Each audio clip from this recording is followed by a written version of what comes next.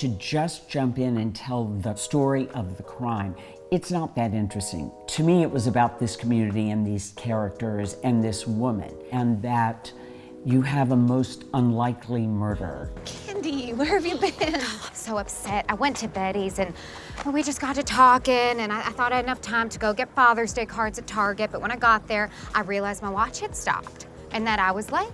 Hi, I'm Lesli Linka Glatter, and I'm the director of Love and Death.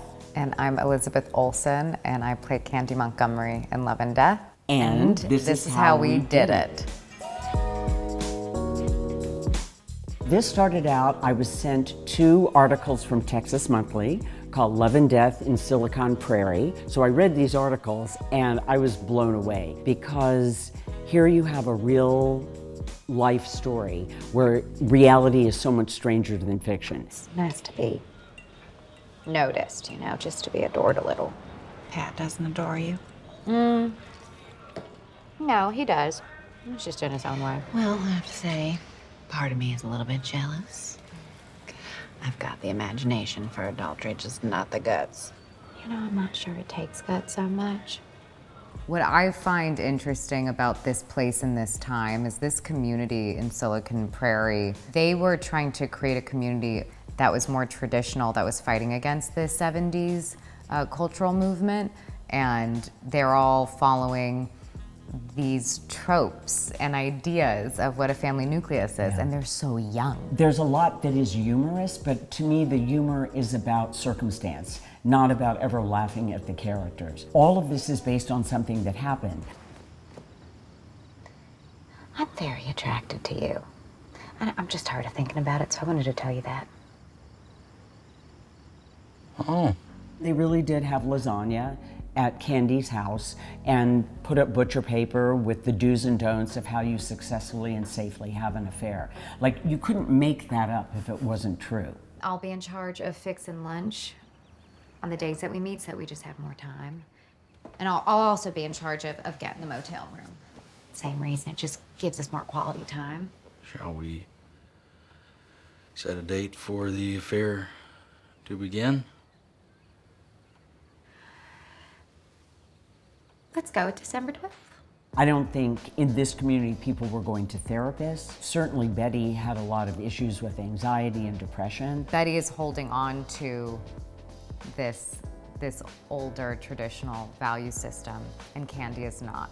Candy, I heard about you and Sherry Kleckler are talking about a rediscovering yourself, a kind of a rediscover you.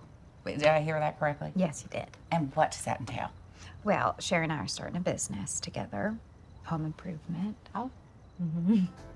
To me, in the car where she puts the music on, trying to find that sense of self again, try to get back to the fact that this never happened, was so intriguing to me. And what was going on in Lizzie's face with, you know, covering up the cut and stopping the bleeding, the planning of that, and seeing it all in her face, there's almost no dialogue, you know, until she pulls into the church parking lot. There were 3 different parts of the sequence and had a progression in my mind. I knew that it was important to have music there because that was Candy's kind of place of peace and freedom, but it wasn't working. She can't find that.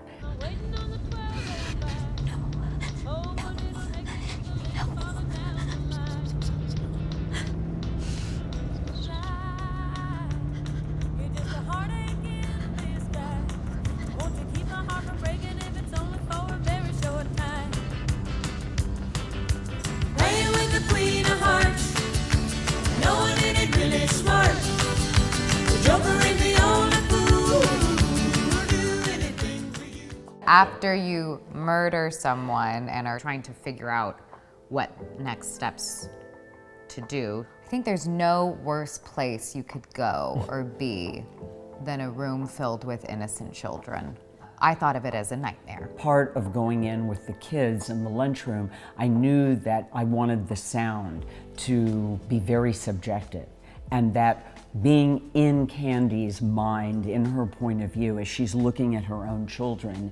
And yes, we played with variable frame rates, but not a huge amount, just kind of taking the edge off reality. She's in an altered state that she may never recover from.